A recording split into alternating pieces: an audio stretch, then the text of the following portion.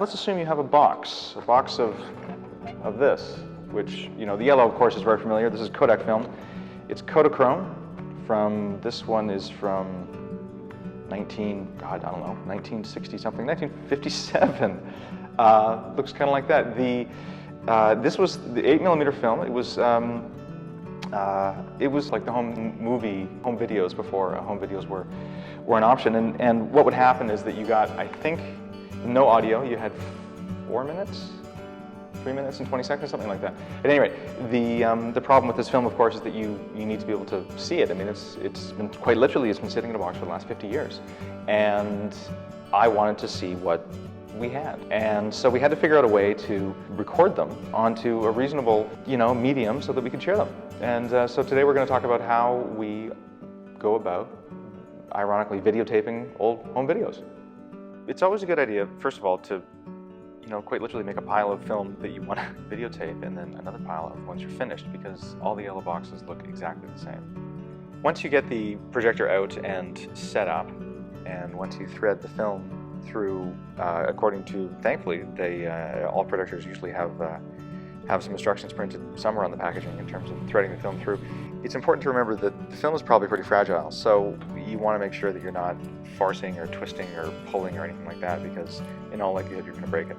The camera itself should be set up in such a way that you have as little what's known as parallax as possible. And parallax is where one lens sees from a slightly different point of view than another lens, and your projector needs to be set up in such a way that the image is square to the wall. So once you get things focused, the focus is good on all the corners. Once you set your film projector, the idea is to have it as parallel to the wall as possible, which means that the image it projects is nice and square or rectangular, and that when you have it in focus, all 4 corners of the image are correctly in focus.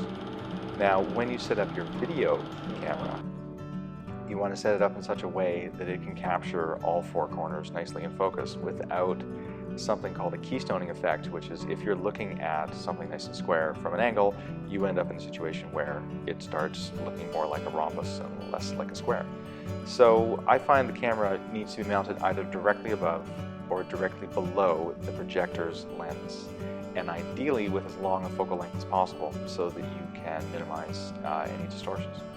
It's important to remember that in all likelihood, the images that are on the film that we have are either kind of going to be in focus or not really going to be in focus.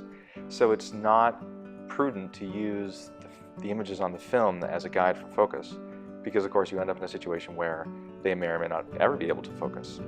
The leader of the film has processed by Kodak on it, and to use those letters, fine focus your projector so that the image itself is as sharp as it could possibly be. So once you have everything up and rolling, it really is as simple as hitting record on the camera and starting up the projector and letting the projector run through the whole movie.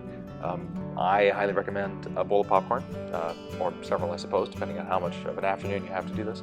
And also a lot of patience. This does take a long time to get right, and it is challenging to ensure that everything's nice and sharp. I mean, the quality of the image off the film is pretty poor. So the idea is to try and capture as high quality as image as possible without getting too carried away. Which actually brings me to a point where ideally the room that you shoot in should be as dark as possible so that you don't lose any detail in terms of ambient light, which means your overhead light should be off. If you can, draw the drapes in your room and make it as dark as possible.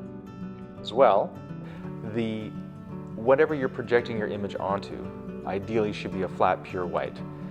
And I recommend going down to your local art store and getting a piece of poster board that is not glossy, nice and matte, nice and smooth, pure white or a bright white, and then you can use that to project onto, which is nice and clear.